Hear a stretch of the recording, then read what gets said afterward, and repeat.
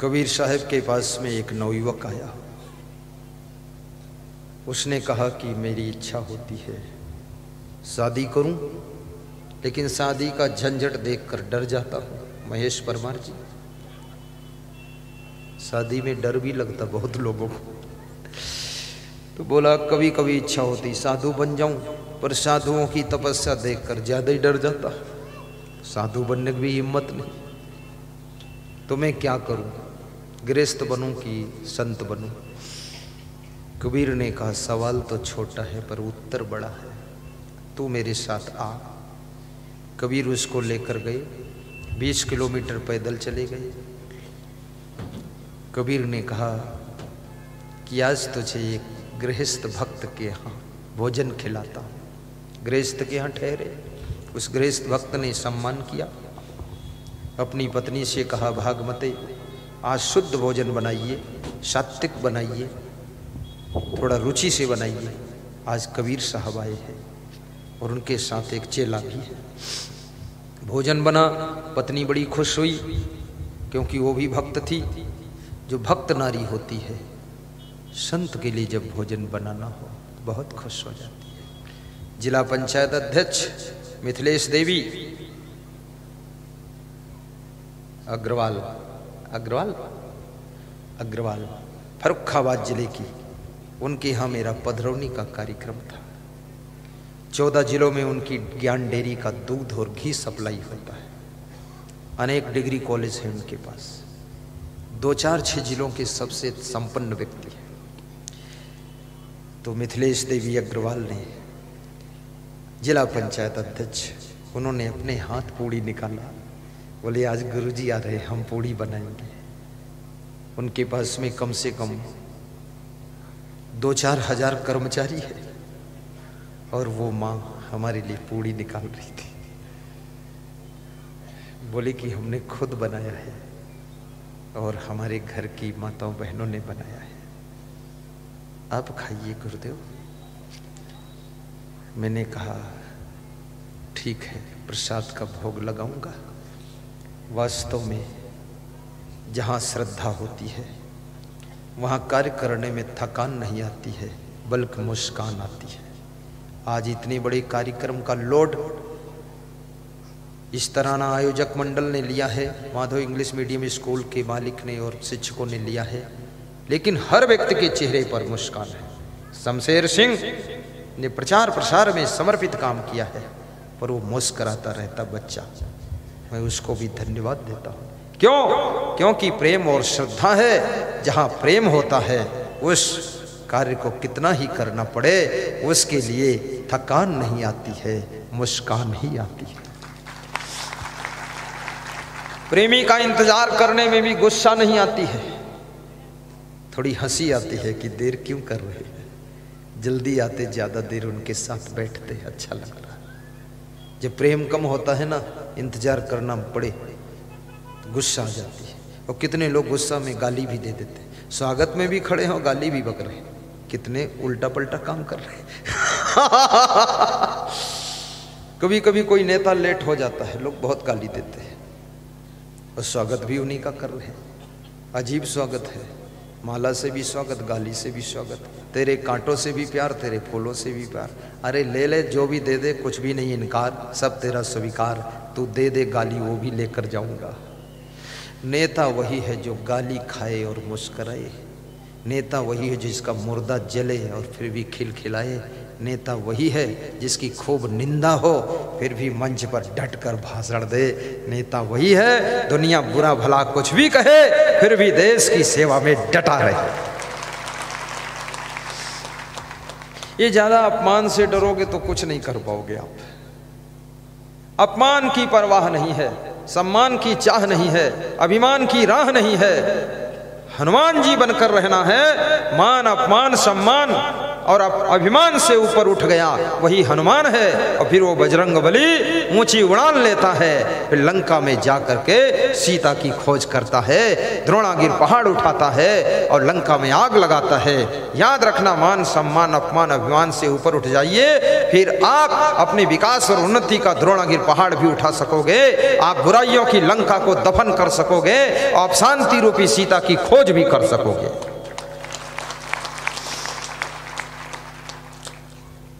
क्या सुना रहा था अभी मैं? भूल गया मुझे, कोई कहानी थी क्या? अरे भूला नहीं है, तुमसे इसलिए पूछ रहा हूं, तुम भूले हो कि याद है? कबीर साहब वाली कहानी। कबीर साहब ने भोजन किया, भोजन की प्रशंसा किया कि भोजन बहुत अच्छा बना है, टेस्टी भोजन, स्वादिष्ट, शुद्ध, पवित्र, सात्विक। तो चेला बहुत नाराज हुआ जो साथ में गया था। वो बोला, कबीर साहब भी इतने बड़े संत होकर प्रशंसा कर रहे हैं, घर मालिक भी साथ में खा रहा था, वो भी कहा, अरे भागमते, जब कभी विशेष मेहमान आए तो भोजन ऐसा ही बनाया करो, धन्य भाग्य। तो चेला मन मन में सोचता है, भोजन इतना खराब बना है, दाल में नमक ही नहीं है, सब्जी में डबल नमक है, घर की नारी खुशी में डूब गई तो नमक दाल में डाला ही नहीं, सब्जी में डबल डाल दिया। लेकिन जो भोजन बनाने वाली प्रेम में डूबी है, तो खाने वालों को भी प्रेम में ही डूब जाना चाहिए और खा लेना चाहिए।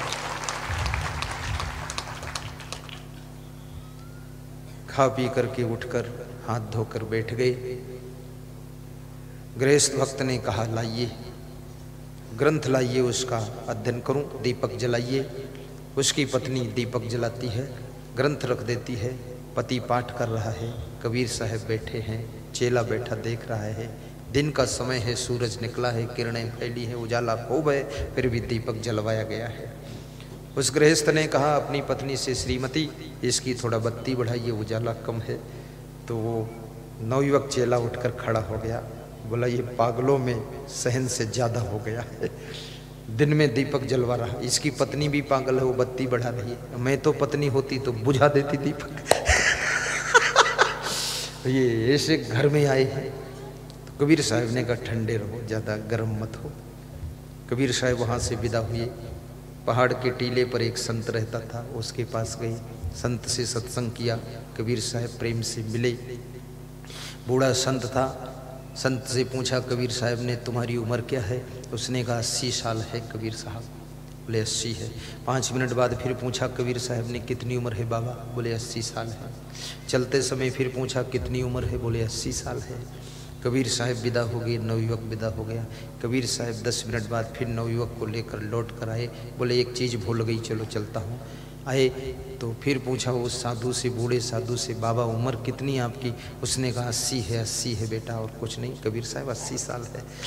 मुस्करा कर उत्तर दिया।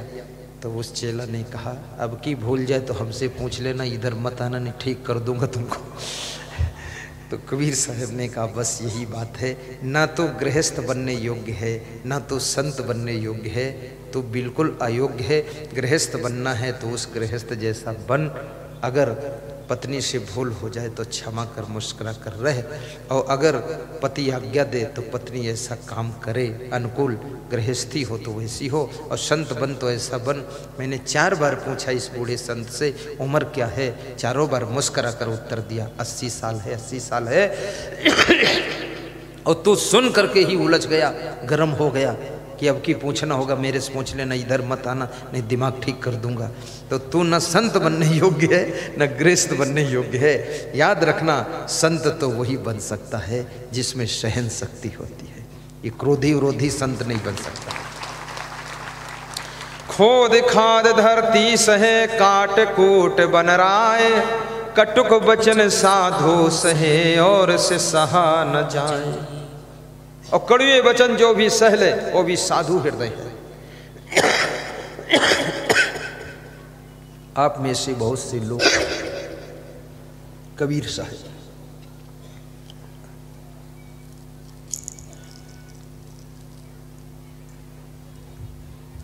उस नवयुवक को समझाते हैं, कि बेटा संसार में जीने के लिए सहन शक्ति की विशेष आवश्यकता है। गम खाने वालों के लिए संसार स्वर्ग है, क्रोधियों के लिए संसार नरक है। त्रिविधम नरकसिदम द्वारम नाशनम आत्मनः कामा क्रोधा तथा लोभा तस्मात् एतत्त्रयम् त्यजेत् एतैः विमुक्तः कौन्ते त्रिवि द्वारे एतत्। ये कृष्ण ने अर्जुन को समझाया कि नरक के द्वार क्या है। काम, क्रोध और लोभ। जब लोभ सीमाओं को तोड़ने लग जाता है, जब क्रोध सीमा को तोड़ता है, जब काम वासना लिमिट से बाहर फैलती है, तो आपकी जिंदगी नरक हो जाती है। और जब ये सब कंट्रोल में चीजें रहती हैं, तब जिंदगी आपकी स्वर्ग बन जाती है।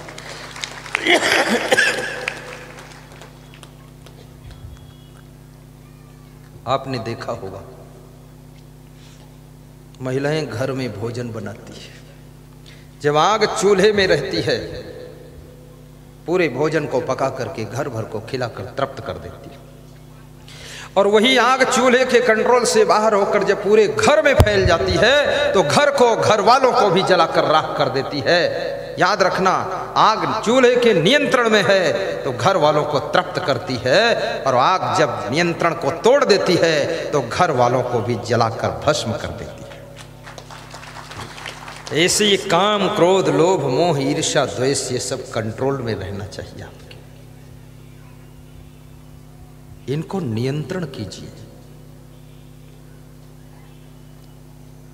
ध्यायतो विषयान पुंसा संगते सुपजायते संगात संजायते कामा कामात क्रोधो विजायते क्रोधात भव सम्मोहा सम्मोहात अस्मृति विभ्रमा अस्मृति भ्रंसात बुद्धिनाशो बुद्धिनाशात प्रणश्यति क्रोधा वै वस्तो राजा।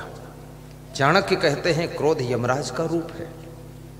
तृष्णा वैतरणी नदी, और तृष्णा वैतरणी नदी है। और चाणक्य ने कहा विद्या काम दुघा धेनु, और विद्या काम धेनु गाय है। चाहे सुबह विद्या से काम लो, दोपहर काम लो, हर घंटे में काम लो, विद्या कभी, जैसे कामधेनु गाय हर समय दूध दे सकती है, ऐसे संतुष्टि है, वो नंदन वन जैसा सुख प्राप्त करता है।